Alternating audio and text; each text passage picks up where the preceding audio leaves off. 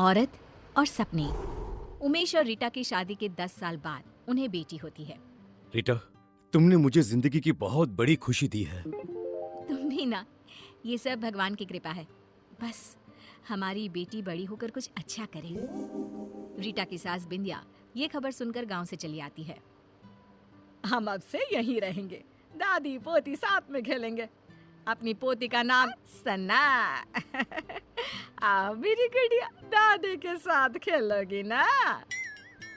वक्त गुजरने लगता है, सना बड़ी होने लगती है।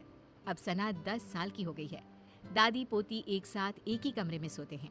एक रोज सना आधी रात को घबराकर उठ जाती है। अरे क्या हुआ मेरी बच्ची, तू इतनी घबरा क्यों रही है?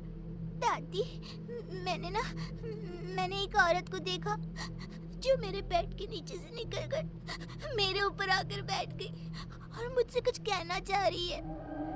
अरे बिटिया, मैं हूं ना तेरे साथ। देख देख, तेरे बेड के नीचे कुछ भी नहीं है।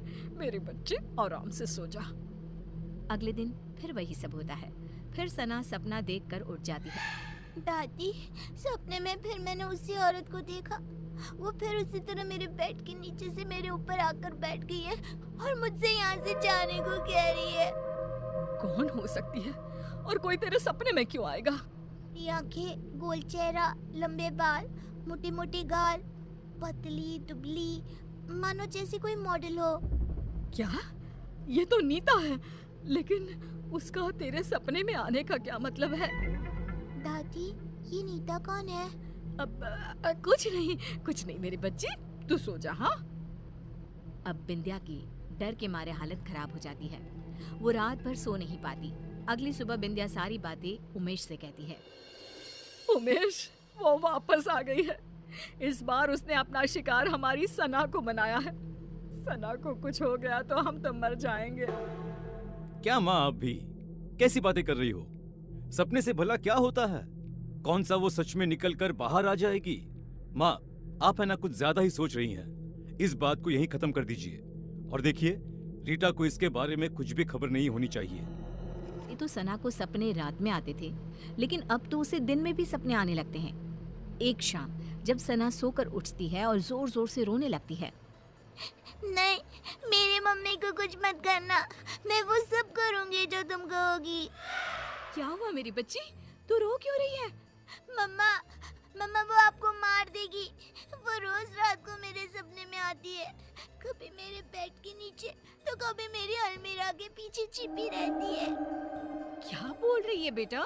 मुझे कुछ समझ में नहीं आ रहा। कौन आ जाती है और मुझे क्यों कुछ करेंगे?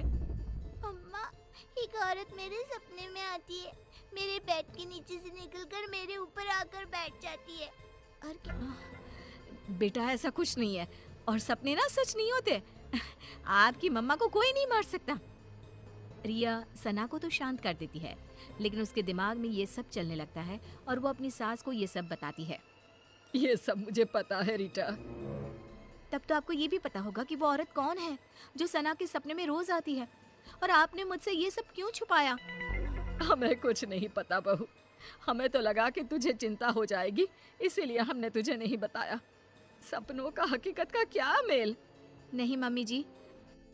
उस औरत की आत्मा भटक रही है और कहीं ना कहीं उस औरत का इस घर से कोई ना कोई संबंध जरूर है। सना बिटिया को ही इसका तोड़ निकालना होगा और उससे पूछना होगा वो क्यों आई है और वो क्या चाहती है। रीटा सना को समझाती है कि उसे उस औरत से सब कुछ पूछना होगा।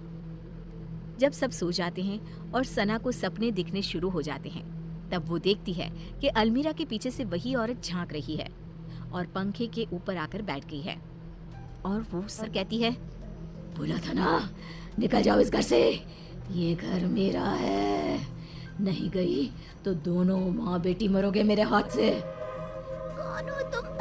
मुझसे और मेरी मम्मा से तुम्हारी क्या दुश्मनी है?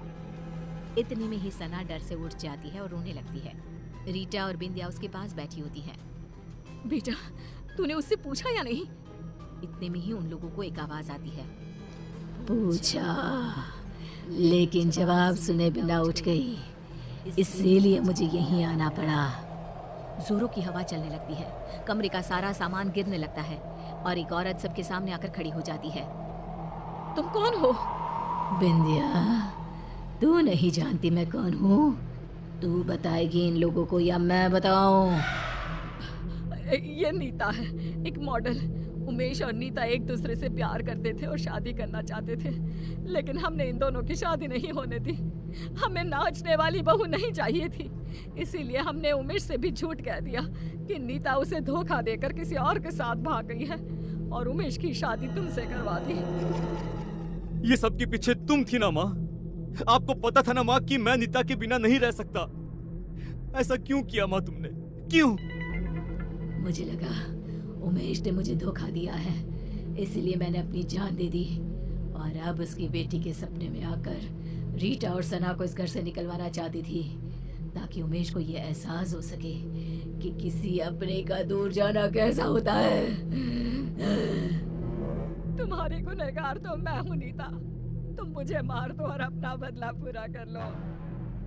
मुझे माफ कर दो नीता, मैंने माँ की बातों पर भरोसा कर लिया और एक बार भी तुम्हारा पता लगाना जरूरी नहीं समझा। मुझे माफ कर दो। नहीं, अब मुझे किसी से कोई शिकवा नहीं है। जिससे मैंने प्यार किया वो आज भी मेरा है। ये जानकर ही मुझे शांति मिल गई। बिंदिया का मन ग्लानि से भर जाता है और वो खुद की जान ले लेती है। ये क्या कर दिया माँ तुमने? क्या कर दिया?